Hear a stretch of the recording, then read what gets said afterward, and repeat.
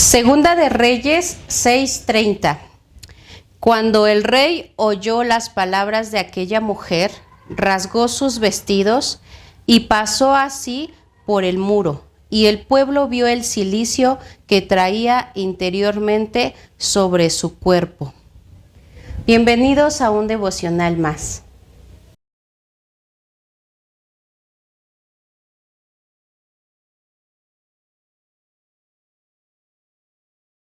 Dios les bendiga, hermanos. Es un gusto otra vez estar con ustedes. Hoy vamos a hablar acerca de una historia un poco fuerte, que creo que muchos pensarán que no estamos en esa situación aún, pero creo que ya sobrepasamos esa situación en estos tiempos.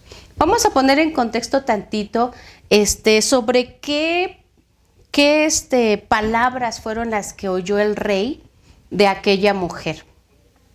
Recordemos que el pueblo de Israel estaba ya en un momento de olvido hacia Dios, se había apartado completamente de Dios por causa de los reyes que la habían gobernado, ya que ellos pues habían hecho lo malo ante los ojos de Dios y se habían apartado ante dioses y ante idolatría y ante muchas cosas que obviamente Dios aborreció.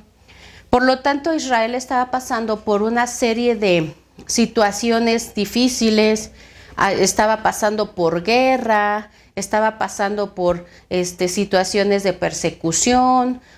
Entonces, en este momento, el rey de Israel, que en este tiempo estaba gobernando, era el rey Joram. Este rey pues hizo lo malo, al igual que su padre, sale delante de los ojos de Dios y Dios se apartó de él. Por lo tanto, hubo un enemigo que tenía el rey de Israel, que era el rey de Siria, se llama Ben-Hadad. Entonces este rey sitió. ¿Qué significa sitiar? Pues obviamente significa amurallar o acordonar un lugar para poder conquistarlo y para poder obviamente así ir ganando territorio contra el otro rey. Entonces sitió a Samaria. Entonces el rey Ben-Hadad, el rey de Siria, sitió a Samaria y en este lugar desafortunadamente la situación se empezó a complicar tanto que los precios de la comida, los precios de las cosas, pues de alguna manera de la canasta básica, pues incrementaron sus costos a costos realmente ridículos, a costos exuberantes que el pueblo pues no podía pagar.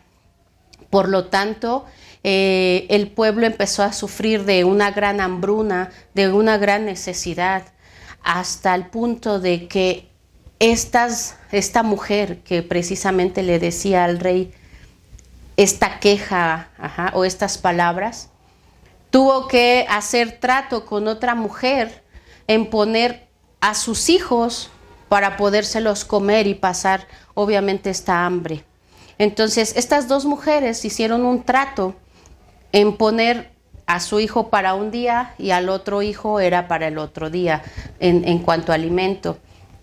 Una de las mujeres pues obviamente cumplió su palabra de este trato tan cruel y tan despiadado que se escucha y mató a su hijo y se lo comieron. Al día siguiente, la mujer que faltaba de dar a su hijo para podérselo comer, pues se escondió y huyó. Y entonces el reclamo de esta mujer ante el rey era ese: ¿sabes qué, rey? Yo puse a mi hijo para poder comer ayer y hoy tenía que la otra mujer traer a su hijo para poder comer hoy y no lo hizo. Entonces vemos que al no cumplir este trato, la mujer se queja con el rey, pero no se queja con el rey sobre el aspecto de haz algo por el pueblo para que esto no suceda. Se queja como diciendo: yo cumplí mi trato, que esa mujer traiga también a su hijo para matarlo y comérnoslo. Vemos la situación tan desesperante y tan preocupante que el pueblo de Israel estaba presentando, que en vez de acercarse a un Dios vivo que ellos ya habían conocido, que ellos ya habían experimentado, pues se acercan a un hombre, que en este caso es el rey, para poder pedir solución a sus problemas, sabiendo que pues él no podía hacer nada. Entonces vamos a ver en esta pequeña historia tan desgarradora y tan traumatizante 3 cosas. La primera es que cuando tú te apartas de la presencia de Dios, tu mente y tu corazón es controlada por el pecado. Quien en su sano juicio, simplemente pensaría en matar a su hijo para comérselo. Y sobre todo, ¿quién tendría ese corazón de matarlo y comérselo? Pero cuando el pecado gobierna tu vida, tu mente y tu corazón es trastornado y es guiado por el pecado. ¿Cuántas veces nuestra mente y nuestro corazón han sido guiados por nuestro pecado? ¿Cuántas veces hemos dejado que el enemigo entre a nuestra mente y a nuestro corazón y nos guiamos a través de ese pecado? Y solamente por saciar nuestra necesidad. Número 2, el pecado, cuando toma control de tu vida, te hace hacer cosas inimaginables, horrendas tal vez, tal vez inhumanas. Y tú pensarás que tú todavía no te comes a un hijo y todavía no llegas a esa etapa de canibalismo como el pueblo de Israel. Pero solamente te voy a preguntar, ¿cuántas veces has escuchado en las noticias, en la televisión o simplemente con algún vecino sobre el problemita de fornicación, adulterio, robos, violencia, asesinatos, homicidios? Deja de eso, ahorita lo muy sonado, homosexualidad, diversidad de género, homofobia, pedofilia, zoofilia. Personas que llegan a ese extremo de hacer cosas tan inimaginables, tan horrendas, tan atroces, tan fuera del contexto de la palabra de Dios. Y tal vez dices tú, yo todavía no llego a ese extremo. Pero esto es para ti, iglesia. Número 3. El hecho de ser del pueblo de Cristo no te salva de caer en pecado o en tentación. Esta mujer que mató a su hijo, que se comió a su hijo, era del pueblo escogido de Dios. Y aún así lo hizo, porque se apartó de la comunión diaria con nuestro Señor, de la comunión plena con nuestro Señor Jesucristo. Cuando tú te apartas de Jesucristo, cuando tú, aunque estés en la iglesia, aunque estés en un ministerio, aunque tengas un título, te apartas de esa comunión con Cristo, puedes llegar a tener ese pecado en tu vida. Cuando dejas que en tu cabeza y en tu corazón gobierne el pecado, puedes caer en ese problema. ¿Cuántas veces hemos escuchado de personas dentro de la casa de Dios, dentro de la iglesia, que mienten? ¿Cuántas veces hemos escuchado de personas que murmuran?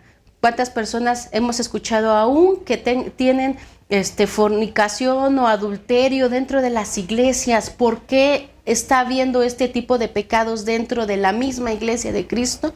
Es porque nos estamos apartando de la comunión con Dios. Es porque tu vida está dejando de buscar a Dios, de que Dios sea tu primer auxilio, tu primer consuelo y tu primer sustento. Yo en esta hora te pido y te invito a que podamos orar para que Dios nos ayude a evitar este tipo de pecados y problemas dentro de nuestra iglesia, dentro de nuestras vidas. Señor Jesús, en esta hora yo te pido que tú seas, Padre, el que tome el control de nuestras mentes, de nuestro corazón, y que no, Padre, Señor, pasemos, Señor, este tipo de situaciones, que guardemos nuestra alma, Señor, que pongamos nuestra mirada solamente en ti. Y aunque en medio de la situación, Señor, ya sea en abundancia o ya sea en escasez, Padre, podamos estar firmes y confiados en que tú vas a ser nuestro proveedor, en que tú vas a sacarnos de esa situación. Señor, no permitas, Padre, que tu pueblo, Señor, sea controlado por el pecado. No permitas, Señor Jesús, que tu pueblo te olvide. No permitas, Señor, que tu pueblo deje de saber que tú eres el único, Señor, que los puede sacar de la situación más extrema en la que se estén presentando, Señor. Te doy gracias, Padre, por toda tu misericordia. En el nombre de Jesús. Amén y amén. Dios les bendiga, hermanos.